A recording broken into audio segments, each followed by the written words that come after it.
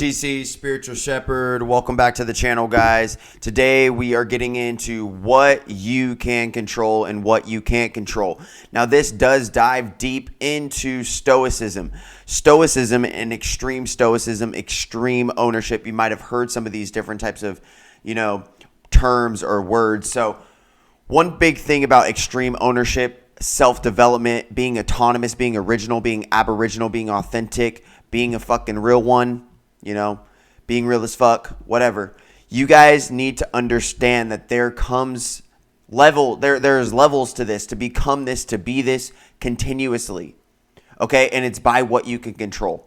It's exactly with what you can control, and realizing that you fucking can't control people. You can't control external things, but you can control how you respond. You can control how you perceive. You can control your perspective. You can control your observation. You can control your effort. You can control your attitudes. You can literally control your mood. Unless you must reprogram yourself because you have pre-programmed yourself, or you've been pre-programmed from your parents, from society, from your peers, from your bosses, from people that you feel like you need to take validation and attention from. But ultimately, if that is the case, then you need to actually reprogram your brain to reinstitute your sense of empowerment. That means that you're receiving validation or power outside of you. And if you always have to go outside of you to reach it, then you're always going to have to go outside of you to reach it. Listen to that. Listen to that. That means that there's no power inside of you. That means that there's something that is assumed or implied, that you lack worth, you lack value. So then, therefore, you're going to create the same self-fulfilling, self-perpetuating prophecy. So what I encourage you to do instead is transmute that. Okay, evolve that, use that same negative fuel, use other people's negative fuel, negativity as fuel, and use it as energy. Transmute it into and alchemize it into magic, light magic. Transmute their fucking infrared into your ultraviolet.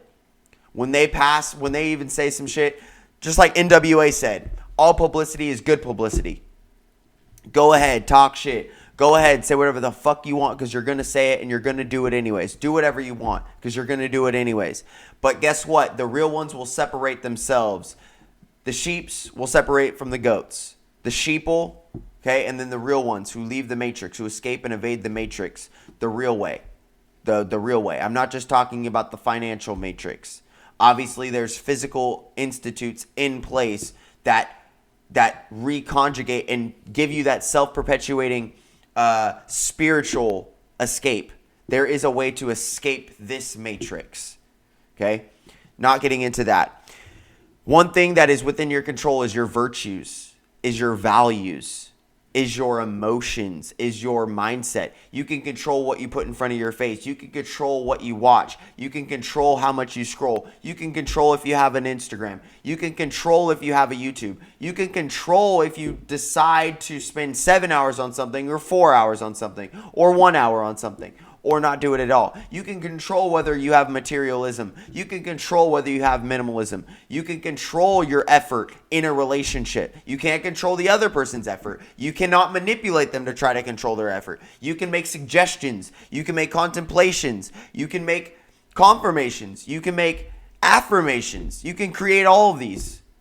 But that does not mean that people will not affirm their own realities, contemplate their own realities, confirm their own realities, and suggest your own reality or their own reality that might be potentially good for you.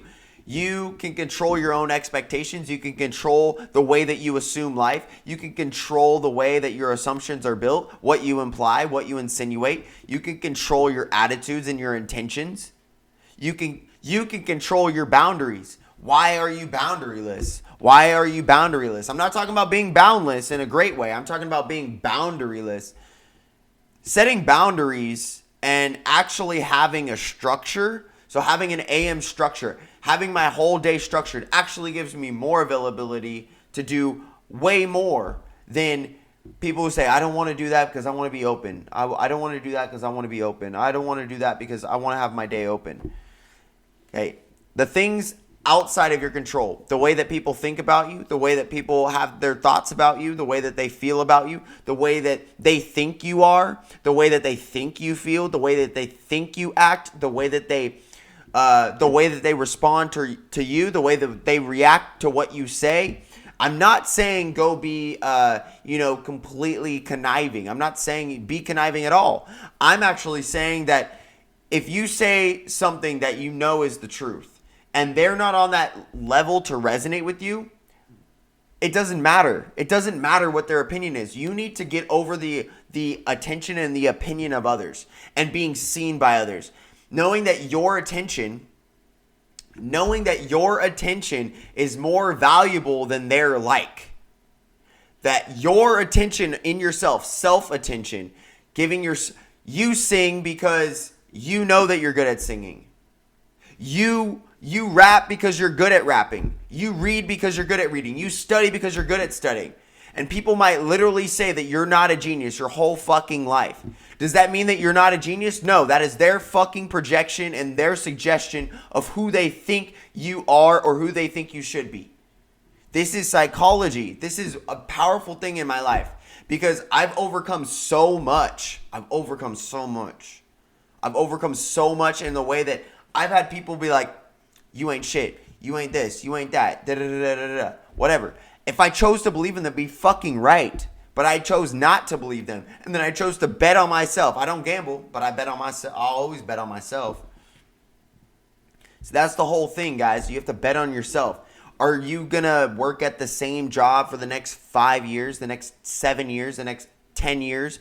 Are you going to work different jobs for the next 7 years and the next 10 years? Or are you going to value yourself so much and go through a reevaluation stage, a revaluing of yourself? And you're going to be like, all right,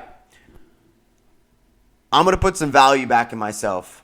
I'm going to go to the gym. I'm going to get my nutrition in check. I'm going to wake up early. I'm going to take care of myself. I'm going to read. I'm going to listen to my significant other. Does not matter. I did not put a male or a female, a man or a woman in that. Just listen to your significant other. Listen to what they have to say. Listen to their suggestions. Listen to their guidance. Listen to their advice. Listen to their empowerment. Listen to what they've learned. Listen to how they grow. You can learn a lot from other people. You can learn a lot from other people's actions and habits. And so you can learn not to drink by watching a lot of alcoholics. You can learn a lot about not doing drugs and being sober-minded by watching people vape their fucking lives away and smoke their lives away and do drugs and completely ruin their lives. I was there.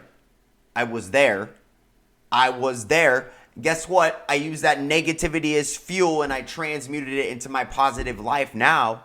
And now I'm continuously living in positive frequencies consistently, continuously.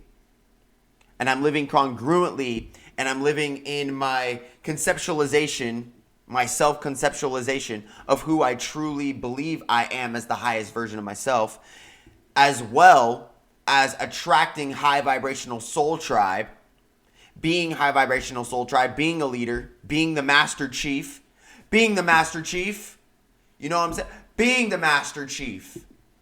Yep.